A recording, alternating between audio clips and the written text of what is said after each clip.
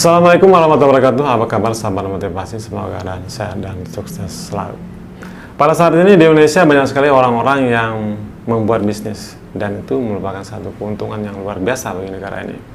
Karena semakin banyak bisnis yang dibuat, maka akan semakin banyak tenaga kerja yang terserap.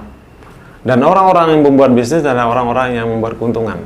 Semakin banyak membuat bisnis, maka negara ini akan semakin untung.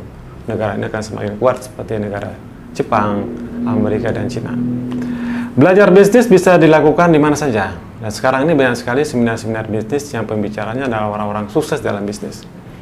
Karena jika pembicaranya adalah orang sukses, maka yang datang dalam seminar tersebut pasti akan banyak sekali. Dan bagaimana seandainya kita belajar bisnis dari orang gagal? Mungkin kita perlu belajar juga dari orang gagal, karena orang-orang yang gagal tersebut sebelumnya biasanya adalah orang-orang yang sukses dalam bisnis. Dan bisa juga orang gagal itu adalah orang-orang yang memang gagal dalam bisnis. Ini penting sekali. Ada satu kisah seorang bapak yang pengusaha properti yang dulunya pernah sangat sukses sekali, akhirnya gagal. Awal bisnis bapak ini adalah membuat rumah murah, rumah 2-3 kamar. Awal-awalnya beliau membuat rumah 2-3 kamar dalam jumlah yang sangat kecil sekali dalam merintis karir beliau di bidang properti. Beliau membuat 2 rumah, 4 rumah, kemudian dijual, dan itu sangat cepat sekali lakunya karena harga rumah tersebut harganya sekitar 300 sampai 500 juta. Dan itu sangat laris sekali. Kemudian beliau menambah lagi rumahnya dan beliau membuat rumah lagi dalam jumlah sampai 4 sampai 10 rumah dengan kamar 2-3 kamar, dan itu sangat laku sekali. Cepat sekali larisnya, dan beliau mendapat keuntungan dari penjualan tersebut.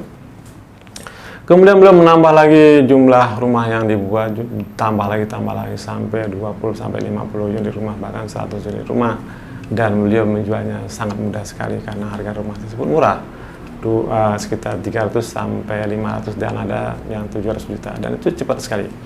Kenapa pembelian rumah murah ini cepat sekali? Karena orang-orang sangat membutuhkan rumah. Dan biasanya mereka adalah orang-orang yang pertama sekali memiliki rumah pertama bagi mereka, dan mereka sangat membutuhkan rumah untuk tempat tinggal yang layak, yang bagus, dan mereka sangat banget sekali konsumen-konsumen yang awal ini memiliki rumah yang pertama. Nah, ketika berlanjutnya bisnis beliau, berkembangnya bisnis beliau ingin membuat rumah-rumah dengan segmen yang lebih mewah, lebih besar, dengan harga yang miliaran. Maka beliau mulailah membuat rumah dengan mewah sekali dengan harga 2 sampai 4 miliar, bahkan 6 miliar. Nah, beliau mencari lokasi-lokasi yang tepat, beliau pikirkan sendiri, dan beliau menganggap bahwa lokasi itu sangat cocok sekali. Lokasi yang beliau pilih sangat cocok sekali, ya, itu menurut pendapat beliau. Kemudian beliau bangun rumah tersebut dengan biaya yang cukup besar sekali. Kemudian setelah rumah itu jadi dan dipasarkan. Dan apa yang terjadi? Rumah tersebut tidak laku. Karena ketika menjual rumah-rumah mewah, itu segmennya adalah segmen orang-orang yang kaya. Dan mereka membeli rumah sebagai rumah yang kedua atau ketiga, mungkin keempat. Dan orang-orang kaya ini membeli rumah sebagai sebuah investasi. Jadi mereka, orang-orang kaya ini berpikir, ketika aku membeli rumah itu, aku ingin menjual rumah itu dalam harga yang lebih mahal nantinya dan mudah dijual rumah tersebut. Biasanya orang-orang kaya ini akan memperhitungkan betul investasi mereka, pembelian mereka. Mereka ingin rumah itu letaknya strategis, dekat dengan fasilitas umum, jalannya lebar, mudah terjangkau kemana-mana. Kemudian bahan baku rumah tersebut betul-betul bagus, ya, kuat, catnya bermerek, ubinya merek, kemudian keramiknya juga bagus, gentengnya bagus, dan sebagainya dan sebagainya.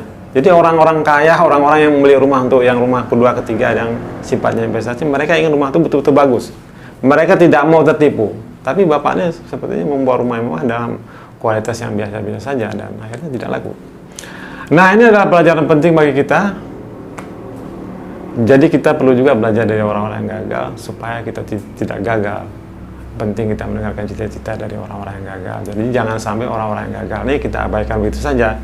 Kita tidak mau mendengar bagaimana kisah gagal mereka. Jadi kadang-kadang karena mereka kadang-kadang diejek, ya, diremehkan orang-orang yang gagal ini, hanya mereka tidak mau membuka rahasia-rahasia kegagalan mereka. Karena orang tidak mau biasanya mendengarkan cerita-cerita tentang kegagalan. Banyak orang yang ingin mendengarkan cerita kesuksesan. Padahal di balik cerita kegagalan terdapat ilmu-ilmu yang penting. Tujuannya apa? Tujuannya adalah agar kita terhindar dari kegagalan yang pernah mereka lakukan. Itu sangat penting kali. Jangan sampai orang sudah pernah melakukan kegagalan, kita ulangi lagi kegagalan tersebut. Dan ini sangat suatu kerugian. Jadi ilmu-ilmu kegagalan ini jangan sampai kita ulangi lagi. Penting sekali. Jadi belajarlah dari berbagai orang ya. Kita belajar dari orang sukses, dan kita juga perlu mendengar cita-cita kegagalan dari orang yang pernah gagal, agar kegagalan tersebut tidak terulang lagi oleh kita. Semoga kisah ini bermanfaat bagi kita semua. Wassalamualaikum warahmatullahi wabarakatuh.